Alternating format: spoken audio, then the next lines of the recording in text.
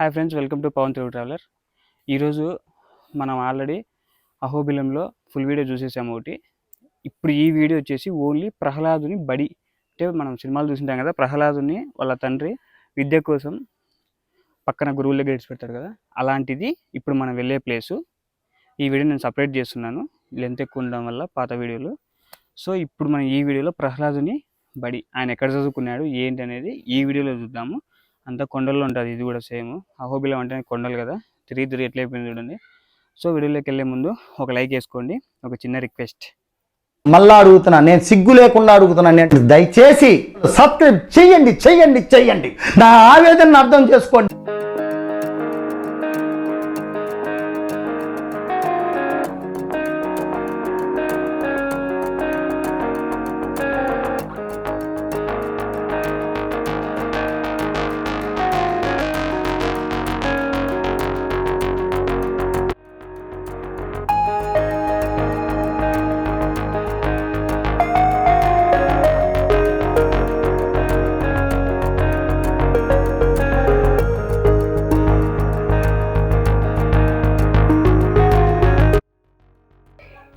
ప్రహ్లాదుని బడి, ప్రహ్లాదుడు విద్యాభ్యాసం చేసిన ప్రదేశం.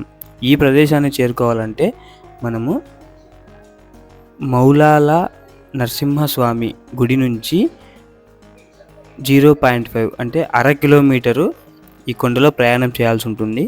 ఈ ప్రదేశానికి వెళ్ళడానికి గుడి పక్కన లెఫ్ట్ సైడ్ నుంచి ఇలా ఒక బోర్డు ఉంటుంది, దారి ఉంటుంది. ఈ దారి గుండా మనము ప్రహ్లాదుని బడిని చేరుకోవచ్చు.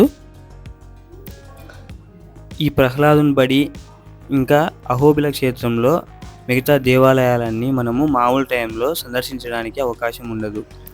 ప్రతి నెల జరిగే స్వాతి నక్షత్రం రోజున మాత్రమే వీటన్నిటిని మనం దర్శించుకోవడానికి మనకు సమయం ఉంటుంది.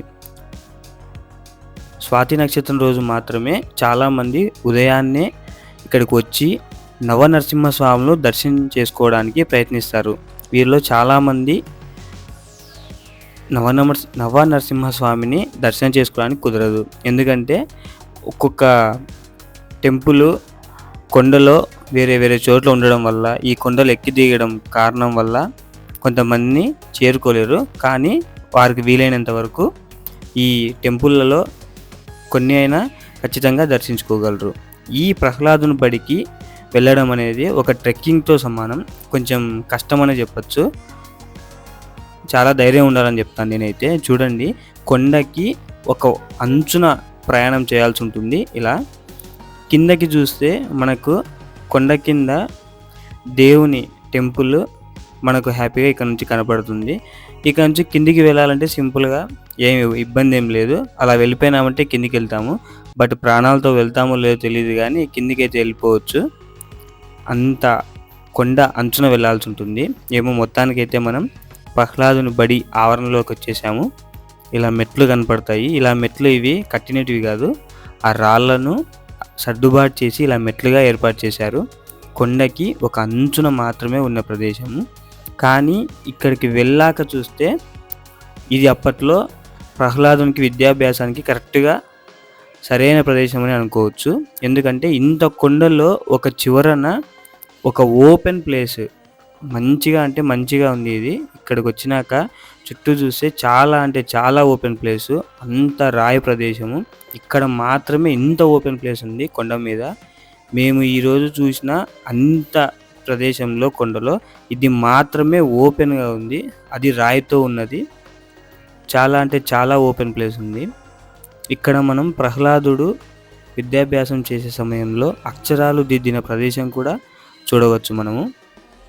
ఇంకొకటి, ఈ ప్రదేశంలోనే ప్రహ్లాదుని తండ్రి ప్రహ్లాదుని చంపడానికి ప్రయత్నించారని కూడా ఇక్కడ చెప్పారు. అది కూడా ఇక్కడ గమనించవచ్చు.